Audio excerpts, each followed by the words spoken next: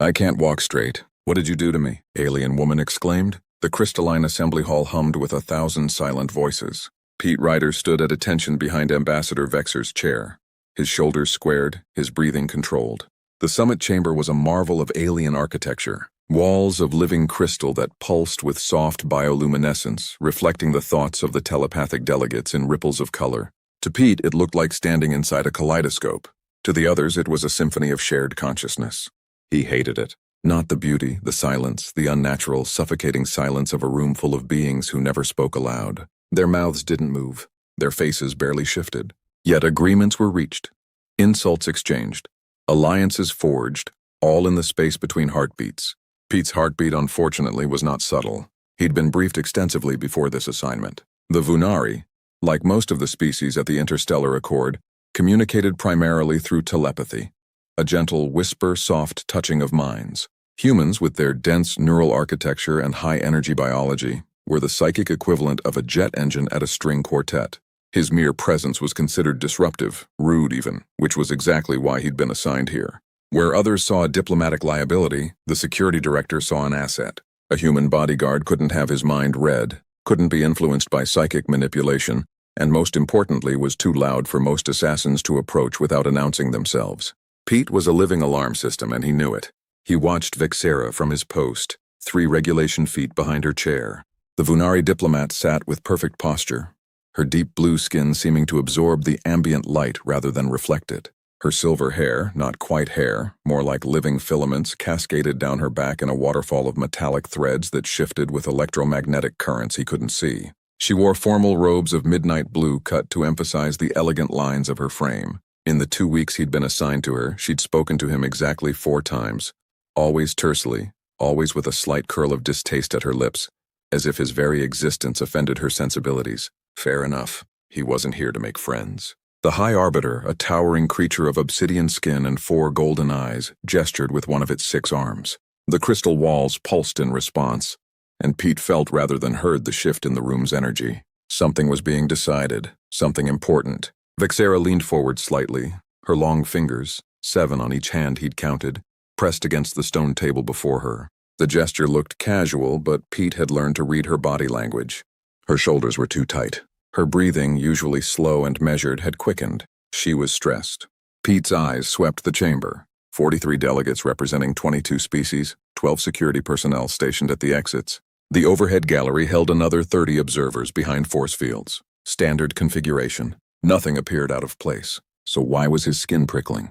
Years of combat training had honed his instincts to a razor's edge. Right now, those instincts were screaming that something was wrong. Vexera's fingers trembled. It was minute, barely perceptible, but Pete caught it. Then her silver hair stopped moving completely. The metallic strands hung limp and lifeless, no longer responding to the room's electromagnetic fields. Pete moved before conscious thought. The Vunari maintained a strict 3-foot personal buffer. Physical contact was considered barbaric, a vestigial remnant of their pre-telepathic past. Touching a Vunari diplomat without explicit permission could trigger an interstellar incident. Pete didn't care. He closed the distance in 2 strides, catching Vexera as she toppled backward. Her body was cold, shockingly cold, like holding a statue carved from ice. Her eyes were open but unseeing, pupils dilated to pinpoints. Her lips, normally a darker shade of purple blue, had gone nearly white. The room exploded into chaos, not audible chaos that would have been easier to process. Instead, Pete felt a sudden pressure against his skull, like invisible hands trying to pry open his mind. The crystal walls blazed with violent reds and oranges, colors that Pete's briefing materials had identified as alarm and outrage. Release her immediately. The voice came from everywhere and nowhere, bypassing his ears entirely and slamming directly into his consciousness. Pete's jaw clenched. Telepathic projection. He hated that even more than the silence. "She's in medical distress," Pete said, his voice cutting through the psychic den like a blade through silk. The sound of his actual spoken words caused several delegates to flinch. "I'm moving her to the medical bay. You dare?" "Yeah, I dare." Pete shifted Vexera's weight in his arms, supporting her head against his shoulder. Through his uniform he could feel how cold she was. Too cold. Wrong. "You want to file a diplomatic complaint? Get in line. Right now I've got a job to do." He turned toward the nearest exit, and that's when he felt it. A pulse, not from the room from Vexera. It started where her temple pressed against his neck. A tiny flutter like a moth's wing. Then it spread, following the contact points where his hands supported her back and legs. Wherever his body touched hers, he felt an answering rhythm. Faint, but growing stronger. Her heartbeat. He was feeling her heartbeat through her skin. No, it was more than that. He was feeling her entire nervous system struggling to restart like an engine turning over but failing to catch. And somehow, impossibly, his own heartbeat was providing a counter-rhythm, a template for hers to follow. The crystal walls shifted to deep purple confusion as the other delegates registered what was happening. Pete didn't stop moving. He hit the exit at a dead run, ignoring the spindly physician who tried to intercept him in the corridor. The alien wore a medical smock covered in instruments Pete didn't recognize and smelled like ozone. You cannot the protocols. Where's the secure medical bay? Pete demanded. But you are human. Your biology is incompatible. I know. Don't care. Where? The physician's four eyes blinked in rapid succession. A gesture Pete had learned meant distress. But the alien must have seen something in Pete's expression, or perhaps simply recognized the futility of argument because it gestured down the corridor with one trembling appendage. Subli 3, Chamber 7. But I must insist. Pete was already moving. The medical bay was a circular room with walls of the same living crystal as the assembly hall, currently pulsing a soft, neutral blue. Pete kicked the door panel and it slid shut behind him with a hiss of pressurization. He carried Vexera to the central examination platform, a hovering slab of what looked like polished obsidian, and laid her down gently. Her eyes were still open, still unseeing. Come on, Pete muttered, pressing two fingers against the side of her neck. The Vunari briefing had identified the location of their primary cardiac organ, slightly offset from where a human's would be, but close enough. Come on, Ambassador, don't do this. Nothing. Her pulse was there, but weak, thready, like it was giving up. Pete's mind raced. He'd completed the mandatory xenobiology training, but it had focused on the basics: respiratory systems, circulatory structures, what not to feed various species. Nothing about this, nothing about a complete neural shutdown. But he remembered something one of the instructors had mentioned in passing. The Vunari were highly sensitive to vibrations. Their entire sensory system was built around detecting and interpreting subtle electromagnetic and physical frequencies. That's why they needed the personal buffer. Too much sensory input could overload them. What if the opposite was true? What if Vexer wasn't overloaded but starved? Pete pressed his palm flat against her chest, just above where her heart should be. The reaction was immediate. Vexera's entire body arched off the table, every muscle going rigid. Her silver hair snapped outward like she'd been struck by lightning, each strand standing on end. Her eyes rolled back, showing only the whites, except they weren't white. They were a pale, luminescent blue. Then she gasped. It was the most human sound Pete had ever heard from her, raw and desperate and alive.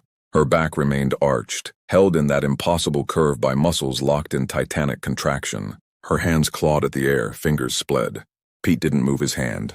He could feel it now, more clearly than before, the resonance between his body and hers.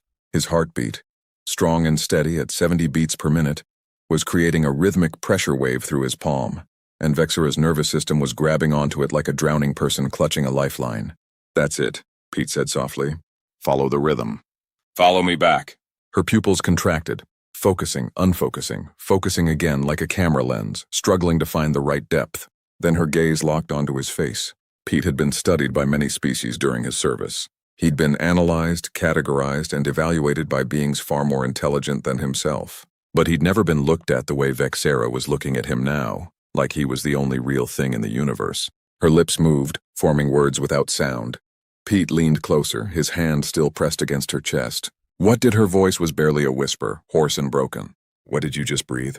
Pete said, you're safe. I've got you. I can't. She tried to sit up and failed, her body refusing to obey her commands. Her silver hair fell across her face, no longer standing on end, but not quite moving naturally either. I can't walk straight. What did you do to me? Pete frowned. You haven't tried to walk yet.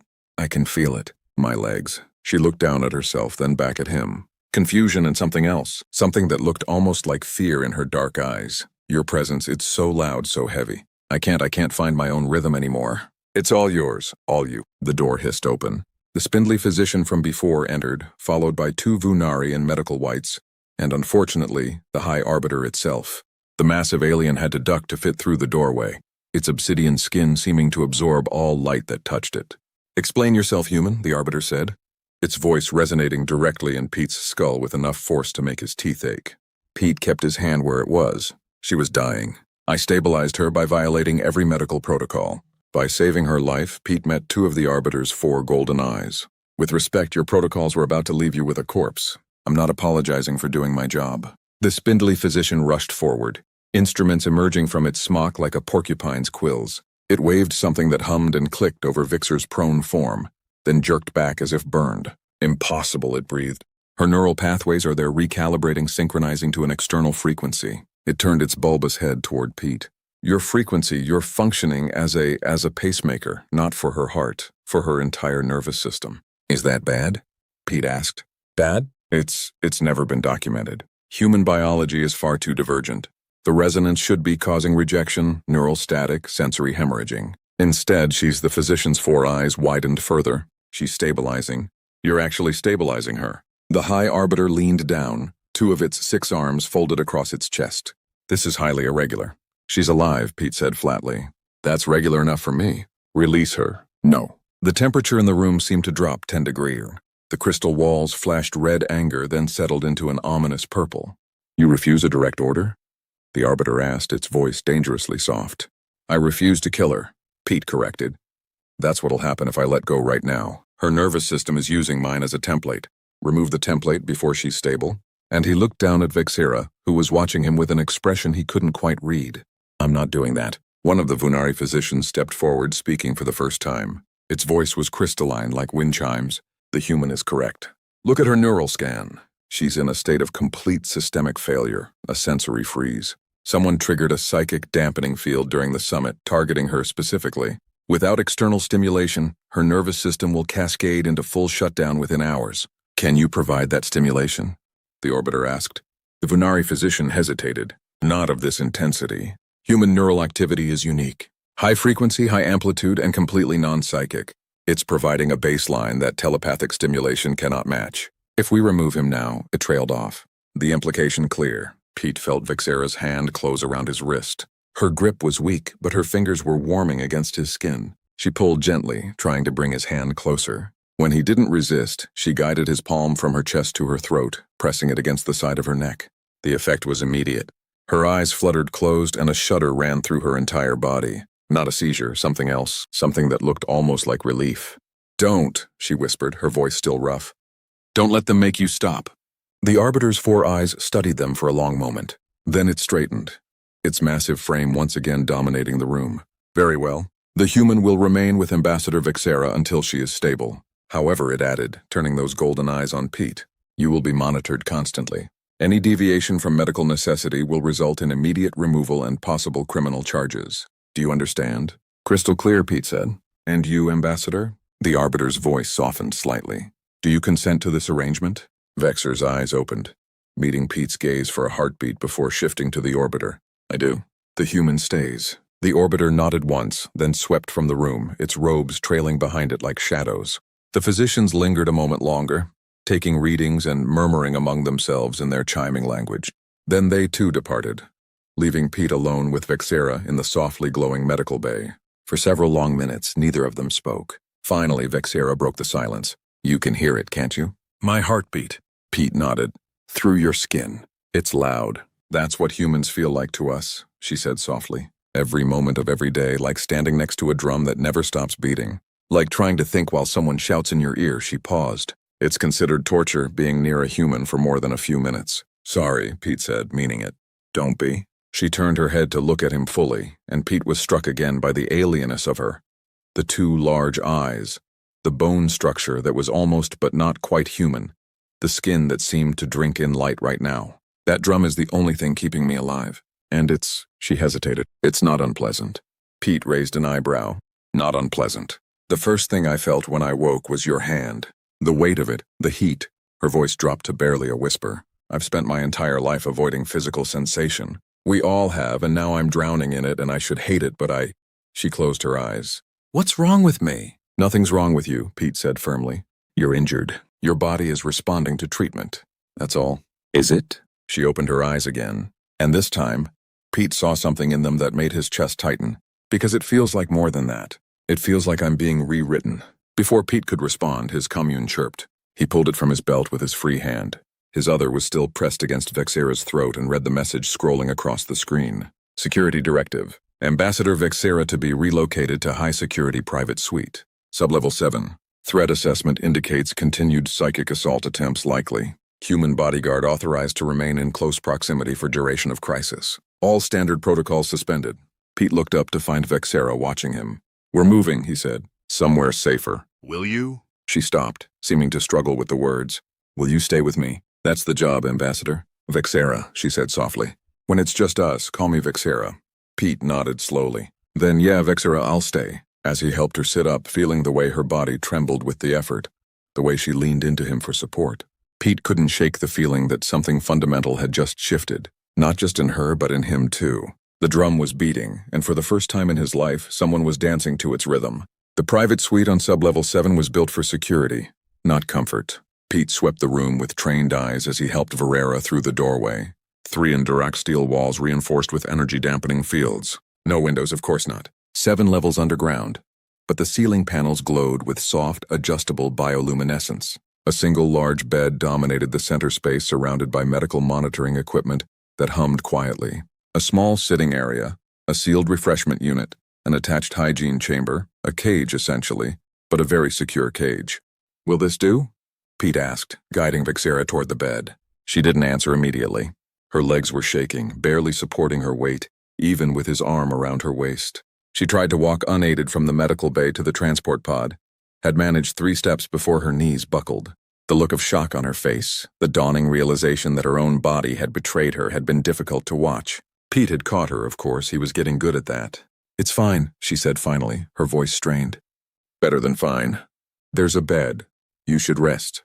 "I don't think rest is what I need." She looked up at him, and Pete was struck again by how her pupils dilated when she met his gaze like staring into the sun. She'd said earlier, too bright and too intense. The physician said, "I need constant external stimulation." That means I stay close," Pete finished. "I understand." He helped her sit on the edge of the bed, then moved to check the room's security systems. The control panel beside the door showed all seals active, all defensive measures online. Anyone trying to break in would have a very bad day. "Pete," he turned. Vexera was still sitting where he'd left her, but her hands were gripping the edge of the bed so hard her knuckles had gone pale purple. "I can feel you across the room," she said, and there was something almost accusatory in her tone. "Your heartbeat, your breathing, the electrical impulses in your nervous system. They're so loud I can barely think. And when you move farther away, I start to feel cold again, distant, like I'm floating away from myself." Pete crossed back to her in 3 strides. "What do you need?" She looked at him for a long moment, and he watched her internal struggle play out across her face. Pride wearing with necessity, dignity, fighting, desperation. "Necessity 1. Touch me," she said quietly. "Like before. Please." Pete knelt in front of her, bringing them to eye level. "Where?" "Anywhere. Everywhere." "I don't." She broke off, frustrated. "I don't know. My people don't do this. We don't have the vocabulary for it. I just know that when you're touching me, I feel solid, real, and when you're not, I feel like I'm disappearing." Pete reached up slowly, telegraphing his movements, and placed his palm against the side of her neck, the same position as before. Her pulse jumped under his fingers, rapid and thready, then began to slow, synchronizing with his own. Vexer's eyes closed. "Yes, like that. Just like that. More," she breathed. "I need more." Pete's training had covered many scenarios. Combat medicine, hostage negotiation, high-threat extractions. What it had not covered was this: how to be a living life support system for an alien diplomat whose entire sensory system was rewiring itself around his presence. He was going to have to improvise. "Okay," he said softly.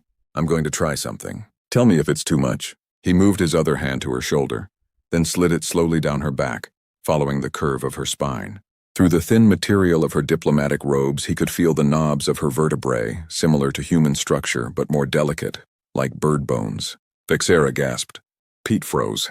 "Too much?" "No." Her eyes snapped open, pupils blown wide. "Not enough. Your hand, it's like a line of fire down my back. I can feel every fingerprint, every ridge of your palm. It's..." She shook her head, struggling for words. "How do you live like this? How do you function with this much sensation?" "You get used to it," Pete said. "Humans are built for physical contact. We need it. Actually, babies will fail to thrive without it." "We're the opposite," Vexera murmured. "We spend our whole lives avoiding touch, building shields against sensation." And now she leaned forward, bringing her forehead to rest against his collarbone. "Now I can't imagine ever going back." Pete could feel her breathing quick and shallow and the heat building where their bodies made contact. Not heat from her, but from him. His body temperature was nearly 8 degrees higher than hers, and the warmth was transferring through cloth and skin, creating a feedback loop of sensation. The spindly physician had been right to be concerned. This was unprecedented territory. The physician mentioned something before, Pete said, keeping his voice level and professional even as his hands remained in place. A sensory freeze. Said it was deliberate, an attack. Vexera nodded against his chest. I felt it happen during the vote on the mining rights. Someone broadcast a psychic dampener directly into my mind. It was like having every sense shut off at once. No sight, no sound, no telepathy, just void. I was falling into nothing. And I couldn't stop it. Who would do that? Someone who wants the Azure hegemony to withdraw from the Accord. Someone who knew that killing me outright would trigger a war, but discrediting me, making me appear unstable, unfit, would achieve the same goal. Her hands came up to grip his uniform shirt, fingers tangling in the fabric, and it would have worked. By the time they discovered what had happened, I would have been too far gone to recover. A tragic accident, a diplomatic casualty. Except I grabbed you. Except you grabbed me, she echoed, and your human loudness cut through the dampening field like a knife. Gave my nervous system something to hold on to when everything else was empty. She tilted her head back to look at him. You saved my life with your presence alone. No weapons, no shields, just you. Pete didn't know what to say to that, so he said nothing. Instead, he did what he'd been trained to do. He assessed the situation and adapted. The physician said, You need constant stimulation. He said, That means I need to maintain contact. But I also need to secure the room, monitor for threats, and at some point I need to sleep. He frowned. This is going to get complicated. I have a solution, Vexura said, but you're not going to like it. Try me. She straightened, putting a few inches of distance between them. Pete felt her pulse stutter under his fingers, then stabilize as she forced herself to focus. The bed is large enough for both of us, she said, her tone carefully formal, the diplomat reasserting herself. If we share it, you would be close enough to provide the stimulation I need while still being able to rest. The monitoring equipment will alert us to any threats. It's the most efficient solution. Pete considered this. She was right. It was efficient. It also crossed about 17 different professional boundaries. But given that he was already functioning as her personal nervous system, those boundaries seemed somewhat moot. All right, he said, but ground rules. You tell me immediately if something's uncomfortable. If the contact is too much or not enough or just wrong, you speak up. Understood? Understood. And this stays medical, Pete continued. I'm here because you need me here, not for any other reason. Something flickered across Vexer's face. Disappointment maybe, or relief. Of course, medical necessity only. Pete nodded, then stood and began removing his uniform jacket. He felt Vera's eyes tracking the movement, watching as he revealed the dark shirt beneath the way it clung to his frame. You're very, she paused. Dense your muscles. They're packed so tightly.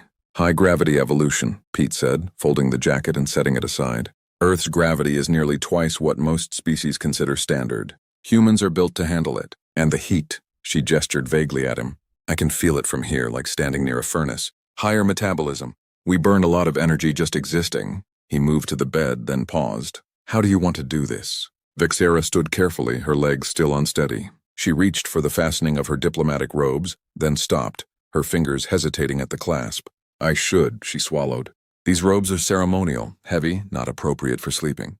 But the undergarments are, she trailed off, color rising in her cheeks, a deeper purple against her blue skin. I'll turn around, Pete said simply. Tell me when you're ready. He did, focusing on the security readouts while trying very hard not to think about what was happening behind him. The soft rustle of fabric, the quiet intake of breath, the slight stumble and muttered curse as she struggled with balance. Ready? Vexera said finally.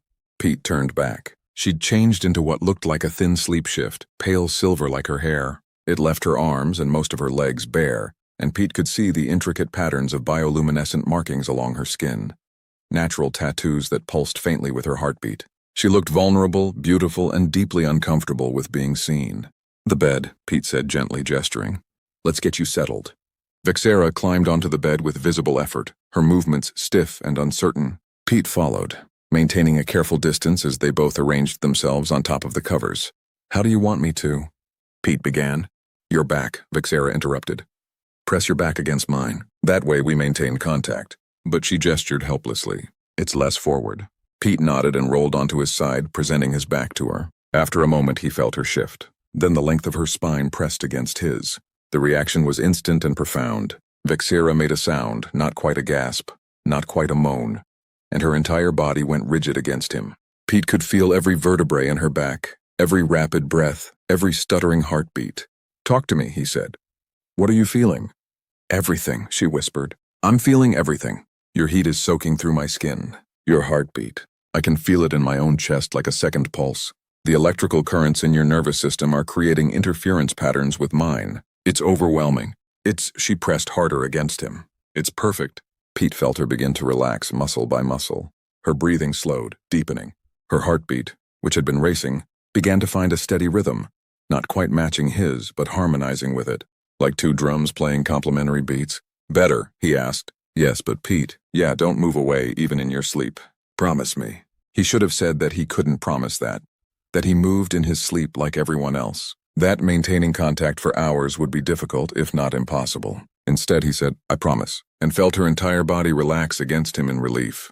They lay there in silence for a time, and Pete found himself hyper-aware of every point of contact: shoulder blades, spine, the backs of their legs. His body heat was creating a warm pocket between them, and he could feel Vexera gradually absorbing it, her cold skin warming against his. "Pete." Her voice was drowsy now, exhaustion finally catching up to her. "Yeah, thank you for breaking protocol, for ignoring every rule, for," she paused, "for being loud enough to find me in the dark." Pete closed his eyes, feeling the steady rhythm of her breathing against his back. "Get some rest, Vexera. I've got you." "I know," she whispered. "That's what scares me." She was asleep within minutes, her body gone heavy and still against his. Pete remained awake longer, his mind turning over everything that had happened. The attack, the sensory freeze. The way Vexera's entire nervous system had latched onto his like a drowning person grabbing a rope. The physician had called him a pacemaker, a template for her to follow. But templates could become dependencies, and dependencies could become something else entirely. Pete pushed the thought away and focused on his breathing, on the security readouts visible on his retinal display, on anything except the warm weight of the alien diplomat pressed against his back, and the uncomfortable realization that he was already starting to enjoy it. His last thought before exhaustion claimed him was that medical necessity was a convenient lie they were both telling themselves, and that tomorrow they'd have to confront what happened when the lie became harder to maintain. Pete woke to the sensation of fingers tracing his spine. His combat training kicked in before conscious thought muscles tensing, hand reaching for the weapon that should have been on his hip. Then memory flooded back and he forced himself to stillness. "Vexera, the sweet, the contact." "Right, you're awake," she said softly. Her voice came from directly behind him, closer than when they'd fallen asleep. "I felt it. The moment your nervous system shifted from sleep to waking, it was like a frequency change, like watching a dial turn." Pete became aware of several things at once. First, they were no longer back-to-back. Sometime during the night, they'd shifted, and now Vexera was pressed against his back in a full contact embrace, her arm draped over his ribs, her face buried between his shoulder blades. Second, his shirt had ridden up, and her fingers, those 7 impossibly long fingers, were drawing patterns on his bare skin. Third, his body was responding to this in ways that were decidedly unprofessional. "How long have you been awake?" he asked, his voice rough with sleep. "An hour, maybe longer." "I'm not sure." Her fingers continued their exploration, tracing the lines of muscle along his spine. "I've been studying you. The way your muscles move when you breathe, the rhythm of your heartbeat, the small adjustments your body makes even while unconscious. It's fascinating." Pete carefully extracted himself from her embrace and sat up, putting necessary distance between them. In the dim light of the suite, the ceiling panels had automatically lowered to night settings. He could see Vexera's face clearly. Her pupils were dilated. Her silver hair spread across the pillow like liquid metal. Her skin flushed a deeper purple than before. "How are you feeling?" he asked. Strange, she admitted, sitting up as well. The movement made her cease, one hand going to her temple. Better than yesterday, but also more. Everything is more. Colors are brighter, sounds are sharper, and you. She looked at him, and Pete saw something almost like hunger in her gaze. "You're so vivid it hurts to look at you." Pete reached for his uniform jacket, needing something to do with his hands. "The physician should check on you this morning. Run some tests." "They came while you were sleeping," Vexera said. "I sent them away." He turned sharply. "What? Why?" "Because they wanted to sedate me. Said my neural activity was dangerously elevated and that I needed to be disconnected from your influence to prevent permanent changes to my nervous system." Her expression hardened. "I refused." "Vexera, I know what they were trying to do," she interrupted, her voice taking on the sharp edge of command she must use in negotiations. "They wanted to separate us because my people find this whole situation distasteful. The idea of me depending on a human, of requiring physical contact to survive, it's embarrassing. It makes the Vonari look weak. It makes you look alive, Pete countered, which seems more important. Does it? She stood, and this time her legs held her weight, though she wavered slightly. Look at me, Pete. Really look. Do you see someone who's recovering or someone who's being consumed? Pete did look. He saw the way her bioluminescent markings pulsed in time with his own heartbeat. The way her silver hair seemed to lean toward him even when she stood still. The way her eyes tracked every movement he made with predatory focus. I see someone who's adapting, he said carefully. Adapting. She laughed, but there was no humor in it. Is that what we're calling it? She crossed to him in 3 swift steps, close enough that he could feel the heat radiating back from her skin. His own heat reflected. My entire nervous system is rewriting itself around you. Every moment we're in contact, I can feel it happening. Synapses firing in new patterns, sensory thresholds adjusting. I'm becoming dependent on something my people consider primitive, and I can't make myself care. The door chimed. Pete's hand went to his sidearm instinctively. Security override. A voice announced through the comm. Medical team entering. The door slid open before Pete could respond. 3 figures entered. The spindly physician, a Unari doctor, and unfortunately the security director himself. The director was a Cretan, all sharp angles and cold eyes. Mr. Ryder, step away from the ambassador. No, Vexura said flatly. The director's expression didn't change. Ambassador, your people have filed a formal complaint. They're demanding we separate you from human contact and proceed with conventional treatment. My people can file whatever they want. I'm not dying to spare them embarrassment. The Vunari physician stepped forward, its crystalline voice tinkling. Ambassador, please understand. The neural bonding occurring between you and the human is unprecedented. If it continues, you may never be able to function without him. And if it stops, I die. Vexer shot back. I'll take dependency over death. There may be another option. The spindly physician interjected. If we can determine what specifically about human biology is providing the stimulation, we could potentially replicate it artificially. Pete felt Vexra's hand close around his wrist, possessive, protective. How long would that take? Days? Perhaps weeks? I don't have weeks. The summit vote is tomorrow. The security director's eyes narrowed. You're not seriously planning to attend. I am. The mining rights treaty is too important. The Azure Hegemony's vote is critical. In your condition? In my condition. I have the most effective security detail in the galaxy. Vexira's grip on Pete's wrist tightened. Someone tried to kill me. They failed. I won't give them satisfaction by hiding. Pete watched the security director calculate, weighing political considerations against security protocols. Finally, the director nodded. Fine. But Mr. Ryder doesn't leave your side. And I mean literally within arm's reach at all times. Agreed, Vexera said immediately. After the medical team left with stern warnings and dire predictions, Pete and Vexera stood alone again. You should eat something, Pete said. Real food, not just the IV nutrients they've been pumping into you. I should shower first. She glanced down at herself, then at him. Will you? I mean, do you need to? I'll wait outside the hygiene chamber door, Pete said. Close enough if something happens. Vexera nodded gratefully and disappeared into the bathroom. Pete heard the water start, then an involuntary gasp as the spray hit her skin. He positioned himself just outside, back against the wall, trying not to think about what was happening on the other side of the door. He failed spectacularly. Pete, her voice echoed off the tile. The water feels wrong, too soft. I can't feel it properly unless a pause. Could you come in? Just stand close. I need your signal to calibrate against. Every professional instinct screamed at him to refuse. This was beyond medical necessity. This was please, she said, and the vulnerability in her voice made the decision for him. Pete opened the door. Steam billowed out, obscuring his vision.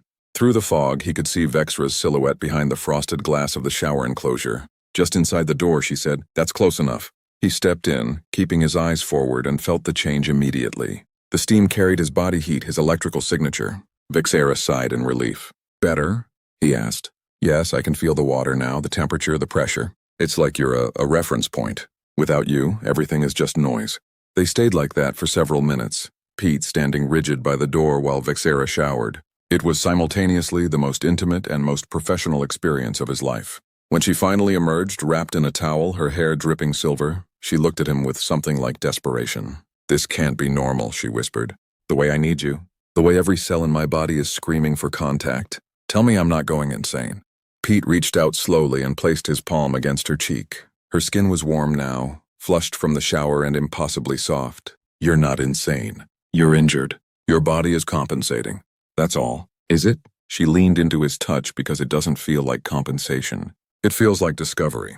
Before Pete could respond, alarms blared throughout the suite. Security breach, the automated system announced. Sublay 7, Section 4. Unidentified energy signature detected. Lockdown initiated. Pete's training took over. He grabbed Vexera's wrist and pulled her toward the main room, scanning for threats. The security panel showed red warnings across multiple sensors. "Someone's here," he said in the subtle. "Close." Vexera's face went pale. "The dampener. They're going to try again." Pete felt it then, a wrongness in the air, a pressure building like before a thunderstorm, and Vexer's hand in his began to go cold. "No," he growled, pulling her against him. "Not happening, Pete. If they activate the dampener, then I get louder." He wrapped his arms around her, maximizing contact. "Hold on to me. No matter what happens, hold on." The pressure built, then exploded. It felt like being hit by a psychic freight train.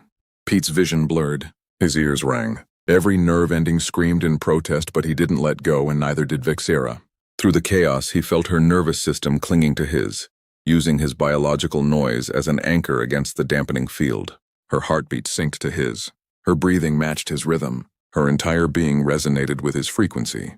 The dampener failed, not because it wasn't powerful, but because it couldn't silence something it couldn't touch. Human biology was immune to psychic interference, and Vexera, wrapped in Pete's arms, wrapped in his signal, was protected by that immunity. The alarms cut out, emergency systems engaged, and in the sudden silence, Pete heard Vexera laugh, breathless and amazed. "They can't touch me," she said. "Not while you're here. You're not just a pacemaker, Pete. You're a shield." He looked down at her, still pressed against his chest, her eyes bright with realization in something deeper. "Yeah," he said quietly. "Looks like means they'll try to kill you next," she whispered. "To get to me, they'll have to go through you." Pete's expression hardened. Let them try. The attack had changed the equation. Within an hour, the entire sublevel had been swept by security teams. They found the dampener device, a sophisticated piece of tech hidden in the ventilation system, and a dead would-be assassin. Suicide pill, no identification. The security director was not pleased.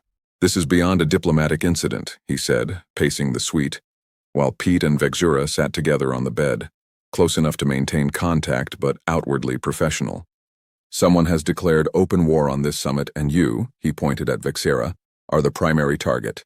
"Then increase security," Vexera said calmly. "I am starting now. No one enters this suite except Mr. Ryder and myself. Meals will be delivered via automated systems. The medical team will monitor remotely." He paused. "And you're not attending tomorrow's vote?" "Yes, I am. Ambassador Director." Vexera's voice carried absolute authority. "The Azure Hegemony represents 43 systems. Our vote determines whether this treaty lives or dies. I will cast that vote in person, or the entire accord collapses. Is that what you want?" The director's jaw clenched. "What I want is for you to survive long enough to cast it." "Then make sure I do," she gestured at Pete. "I have everything I need right here." After the director left, still fuming, Pete checked the suite's defenses personally. Every seal, every sensor, every backup system. When he was satisfied, he returned to find Vexera standing by the window screen, watching a simulation of the planet's surface above them. "I used to hate humans," she said without turning. "Did you know that?" "I suspected. Your species is everything the Vunari find repulsive. Loud, physical, emotional. You broadcast your feelings to anyone with even minor telepathic sensitivity. It's considered obscene." She finally looked at him. "But now I can't imagine existing without it. Without you. What does that make me alive?" Pete said simply. She crossed to him, and he noticed her movements were steadier now, more confident. The neural adaptation was accelerating. The physician was right, wasn't he? "I'm bonding to you permanently." "Maybe. Definitely." She reached up, her fingers hovering near his face but not quite touching. "I can feel the pathways forming. Every time you touch me, they strengthen. Soon I won't just need human contact. I'll need your contact, specifically. No one else will do. Is that what you want?" The question hung between them. Vexera's hand finally made contact, her palm against his cheek. Her skin was warm now, matching his temperature. "What I want is complicated," she said softly. "What I need is simple. You." She stepped closer, eliminating the space between them. "Show me." "Show you what?" "How humans do this physical contact, comfort, all the things my people have engineered out of ourselves." Her other hand came up, both palms now framing his face. "I need to understand what's happening to me, and I need you to teach me." Pete knew he should refuse, should maintain professional distance, should do literally anything except what he was about to do. Instead, he placed his hands on her waist carefully, gently, and felt her entire body shiver in response. "Humans need touch," he said, his voice low. "From birth to death, we're wired for it. Physical contact releases chemicals in our brains. Oxytocin, dopamine makes us feel safe, connected, loved." "Loved," Vexera repeated, testing the word. "We have no equivalent. We share thoughts, not sensation. Maybe that's what you're missing. Pete's thumbs traced small circles against her sides, feeling the shift of muscle beneath skin. This the physical reality of another person. Proof they exist. Proof you exist. Vexira's breathing quickened. Keep going. Show me more. Pete guided her to sit on the bed, then knelt before her, the same position as yesterday, but everything had shifted. This wasn't emergency medicine anymore. This was something else entirely. Your back, he said. It's tight. Stressed. May I? She nodded, turning to present her spine. Pete placed both palms against her shoulder blades and applied pressure, working the muscles with practiced efficiency. Vexira made a sound, half gasp, half moan, and her silver hair stood on end. How do you live like this? She breathed. Every touch is so intense, so overwhelming. You learn to manage it, to enjoy it. His hands worked lower, following the curve of her spine. Physical pleasure isn't shameful. It's part of being alive for humans. Maybe for Venari, too. You just forgot. He continued the massage, feeling her body slowly relax under his hands. But there was tension building, too. A different kind. Her heartbeat was racing again, her skin flushing purple in spreading patches. Pete, she whispered. Something's happening. I feel I need. What do you need? She turned suddenly, catching him off guard, and pressed her forehead against his. Her breath came in quick pants. More. Everything. I need to feel all of you. Your heat, your heartbeat, your weight. I need, the words died as she kissed him. It was clumsy, unpracticed, clearly her first. Her lips were cool and soft, moving uncertainly against his. Pete's hindbrain screamed at him to stop this, but his body had other ideas. He kissed her back. Vexira made a desperate sound and pressed closer, her hands tangling in his hair. Pete felt her nervous system spike, electrical activity flooding through her in waves that he could actually sense heat and light and crackling energy. He pulled back, breathing hard. Vexira, we can't. Why not? Her eyes were wild, pupils blown. You said physical contact releases chemicals, makes you feel safe, connected. I want that. I need that because I'm supposed to be protecting you, not you are protecting me. She grabbed his shoulders, her grip surprisingly strong. Don't you understand? Without this, without you, I die. The dampener proved it. My life depends on our connection. So if that connection needs to be deeper, stronger, more complete, then that's medical necessity too. Pete opened his mouth to argue, but she was already pulling him onto the bed. Her body pressed against his with desperate urgency. And God help him, he didn't resist. They spent the next hour exploring the boundaries of medical necessity. Pete showed her how humans touched with intention, with care, with building intensity. He mapped the bioluminescent patterns on her skin with his hands, discovering that they brightened under his touch. He found the sensitive spots where her alien anatomy diverged from human, the base of her skull, the inside of her wrists, the hollow of her throat, where her hearts beat in tandem. Vexira was a quick study. She learned his body with the same analytical focus she probably applied to treaty negotiations, cataloging his responses, testing variables, optimizing outcomes. But there was wonder there too, genuine amazement at the intensity of physical sensation. Your species is addictive, she gasped at one point, her back arched against him. This should be illegal. Probably is somewhere, Pete managed, his hands spanning her waist. They stopped short of the final boundary. Some shred of professionalism held, but the lines had been irreversibly blurred. When they finally separated, both breathing hard, Vexira looked at him with something like awe. I understand now, she said. Why humans are the way you are. If I'd had this my whole life, if my people had this, we'd be completely different. Is that good or bad? I don't know yet. She curled against him, her head on his chest, listening to his heartbeat. But I know I can't go back. Whatever I was before you touched me, that person is gone. There's only this now, only us. Pete stroked her hair, watching the silver strands wind around his fingers like they had their own intelligence. The summit's tomorrow. After that, they'll find a way to stabilize you. Create that artificial stimulation the physician mentioned, and then you won't need me anymore, won't I? She tilted her head to look at him. You really think any machine could replicate this? The way you smell, the rhythm of your breath, the taste of your skin. She shook her head. I'm bonded to you, Pete Ryder, completely irrevocably. No technology can change that. Vexira, and I don't want it to. She pushed herself up to straddle his hips, looking down at him with fierce determination. I want this. I want you. Every loud, overwhelming, inappropriate bit of you. And tomorrow I'm going to walk into that summit chamber and show them exactly what human Venari cooperation looks like.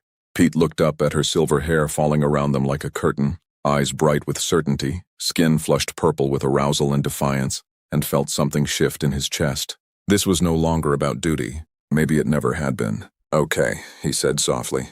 Then let's give them a show. She smiled, predatory and possessive, and leaned down to kiss him again. Tomorrow would bring challenges.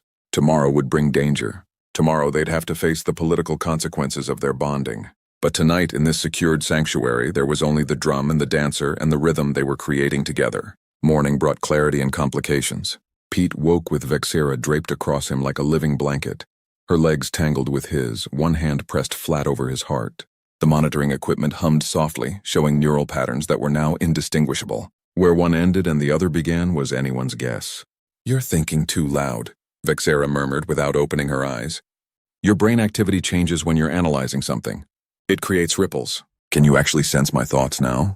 "No, but I can sense the energy patterns, the general flavor."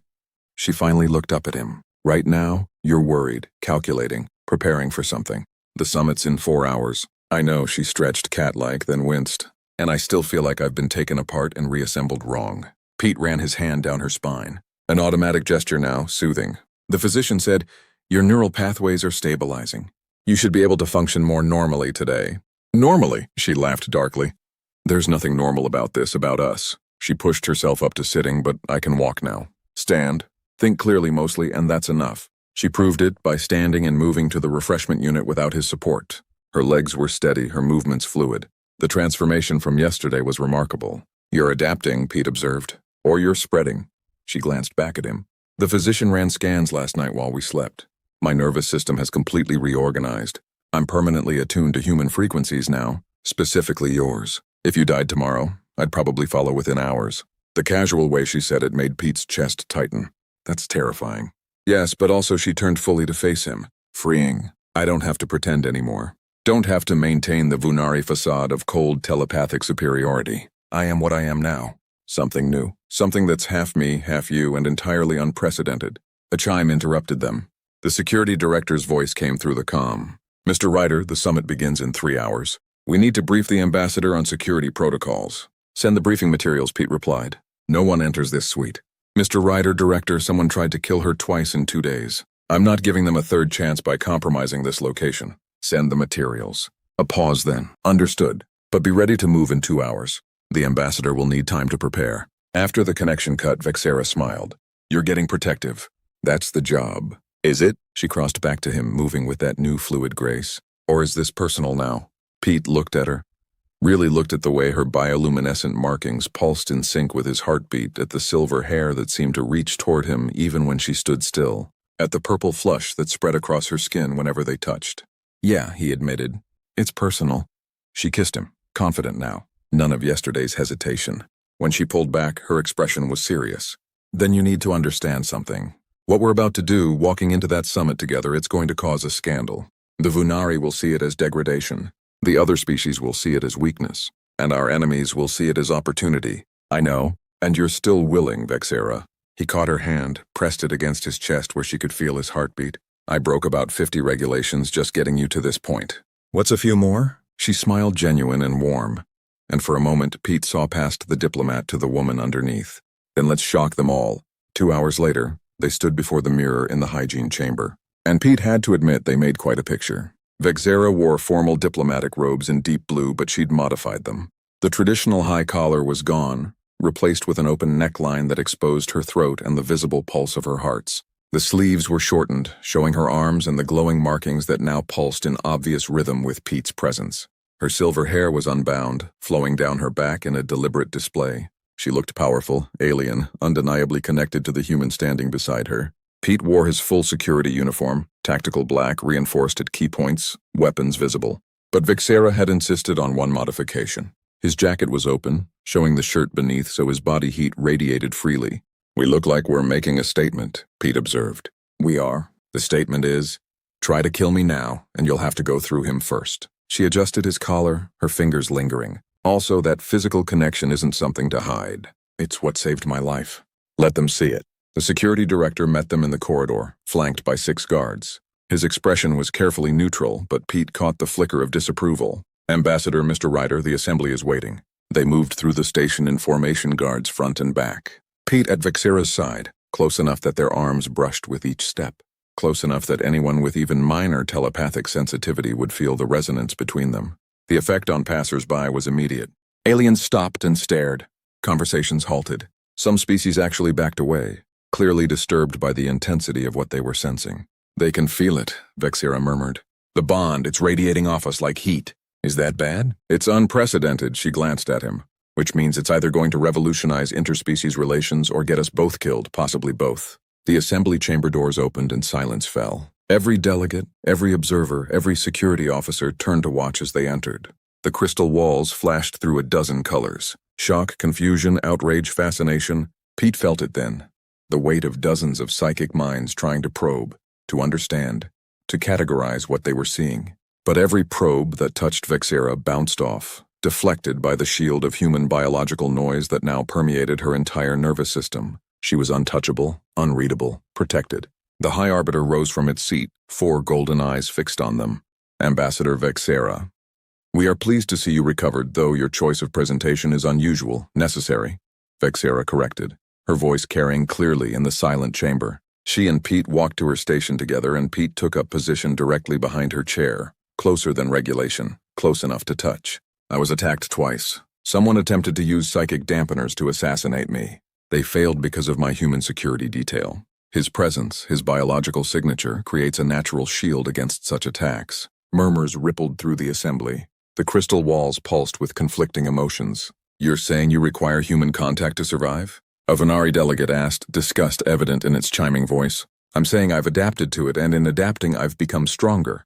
Vexera gestured at Pete without looking back. "Humanity's immunity to psychic manipulation is well documented. What's new is that this immunity can be shared, transferred through sustained physical contact. I am living proof." "That's impossible," another delegate protested. "Species don't just merge like that." And yet, Vexera stood, and Pete saw the calculated move. She swayed slightly, just enough to justify Pete stepping forward and steadying her with a hand on her waist. The gesture was protective, intimate, and broadcast to every psychic mind in the room. The assembly erupted into silent chaos, colors flashing across the walls, delegates broadcasting shock and outrage and fascination in equal measure. The High Arbiter raised 2 of its 6 arms, calling for order. "This is highly irregular, Ambassador. You're asking us to accept a fundamental change in diplomatic protocol based on extraordinary circumstances. I'm asking you to recognize reality." Vexera countered. "Someone in this room or someone with influence in this room tried to kill me. They used technology specifically designed to target telepathic species. If not for human intervention, I would be dead and the Azure Hegemony's vote would be lost." She paused, letting that sink in. "But I'm not dead. I'm here and I'm protected in a way that no amount of conventional security could provide. So yes, I'm asking you to accept a new protocol. Allow my human bodyguard to remain at my side during all proceedings. Allow physical contact when necessary. And recognize that this bond, this human-Venari cooperation, is the future of interspecies relations." The silence that followed was deafening. Then the High Arbiter did something Pete had never seen before. It laughed. The sound was like rocks grinding together, but unmistakably amused. "You've made your point, Ambassador, quite dramatically." It settled back into its seat. "Very well. Your human may remain, but understand you're setting a precedent. If this succeeds, other species will demand similar arrangements. You may be opening a door that cannot be closed." "Good," Vexera said simply and sat back down. The rest of the summit passed in a blur of debate and voting. Pete remained at Vexera's back, hyper-aware of every approaching delegate, every shift in the room's energy. Twice more he felt the telltale pressure of dampener technology attempting to activate. Both times his presence alone disrupted it before it could take hold.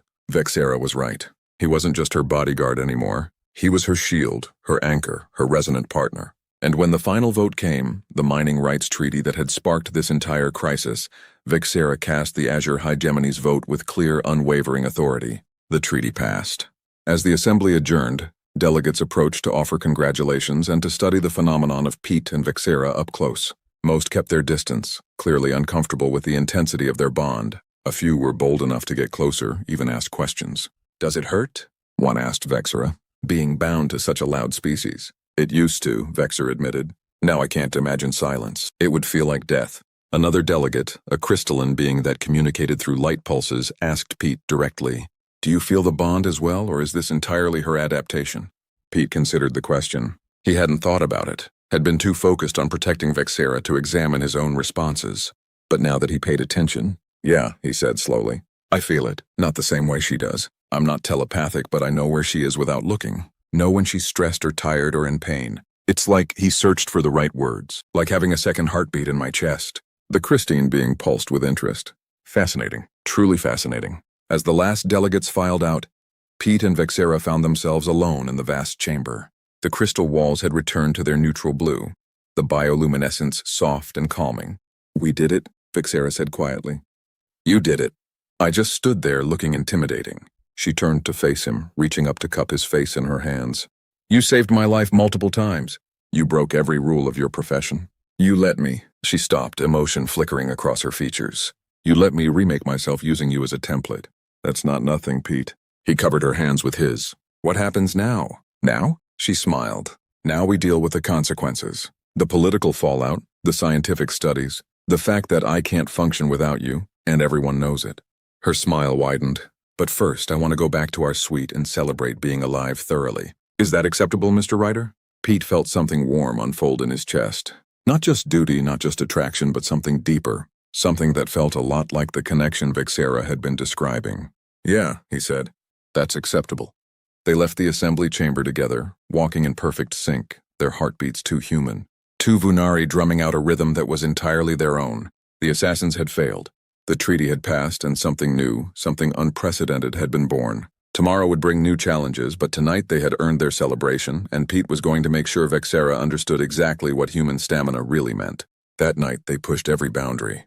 Pete showed Vexera what human endurance truly meant. Hours of sustained contact, building intensity, the full weight of Deathworlder biology focused entirely on her. She discovered that adaptation was ongoing, that each touch rewired her further until she couldn't distinguish where her nervous system ended and his began. The assassins struck during their vulnerability, but that was their fatal mistake. Pete, flooded with protective adrenaline, fought like the apex predator humanity had evolved to be. His speed, his strength, his sheer refusal to let anything harm her created a shield nothing could penetrate. When it was over, enemies neutralized. Vexer is safe. She tried to stand and couldn't. Her legs wouldn't support her. The intensity of Pete's protection, his presence, his everything had overwhelmed her completely. "I can't walk straight," she gasped, clinging to him. "What did you do to me?"